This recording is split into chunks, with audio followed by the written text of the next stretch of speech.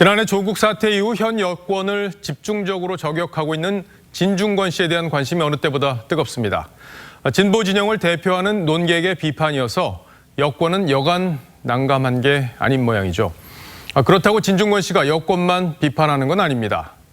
옳은 건 옳다고 하고 틀린 건 틀렸다고 말하는 게 쉽지 않은 현실에서 정치색을 가리지 않는 그의 비판에 힘이 실리는 건 어찌 보면 당연한 일일 겁니다. 진중권 씨는 어떤 정치적 지향점을 갖고 이런 비판을 하는 걸까요? 오늘의 포커스입니다. 합리적인 보수층까지 폭넓게 끌어안아야 됩니다. 그 일 할 수 있는 분이 누굽니까? 8년 전 문재인 후보의 곁을 지켰던 진중권 씨는 이제 여권이 가장 두려워하는 논객이 됐습니다.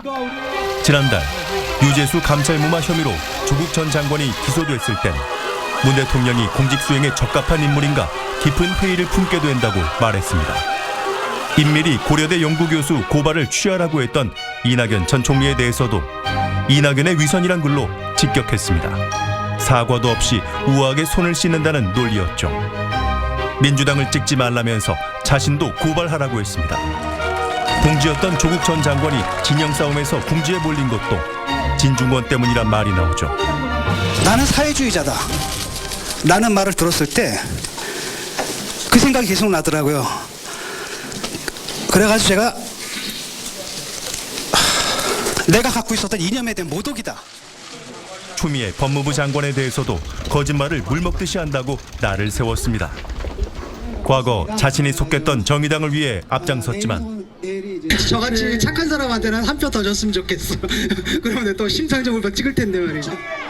조국 사태에서 조국 편에 서는 듯했던 정의당도 그의 비판을 피하지 못했습니다.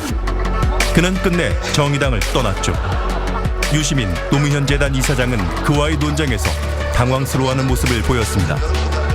유시민의 알릴레오가 음모론적 선동을 한다는 그의 지적에 유 이사장은 이런 것에 바로 답하면 토론이 엉망이 된다며 피해간 것은 아직도 화제가 됩니다. 이 토론 이후 유 이사장은 친문 진영의 대변자가 됐다는 말을 듣기도 합니다. 웬 어부질이냐며 자유한국당은 반색했지만 반갑고 또 고마운 양심의 목소리가 여기저기서 오랜 진보 논객 한 분은 연일 친문 권력의 모순과 이중성을 그러면서 협치를 진정 교수는 한국 보수는 절망적이라며 대화 상대로 인정조차 하지 않았습니다. 하지만 그의 현학적이면서도 자극적인 언어는 나만 옳다는 아집으로 비친다는 지적을 부르기도 합니다. 지식인 진중권은 어떤 지향점으로 세상을 바라보고 있는 걸까?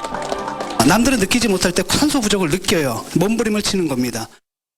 이른바 논객질은 공적인 정치 활동이라며 이를 통해 무너진 정의를 다시 세우겠다는 것이죠.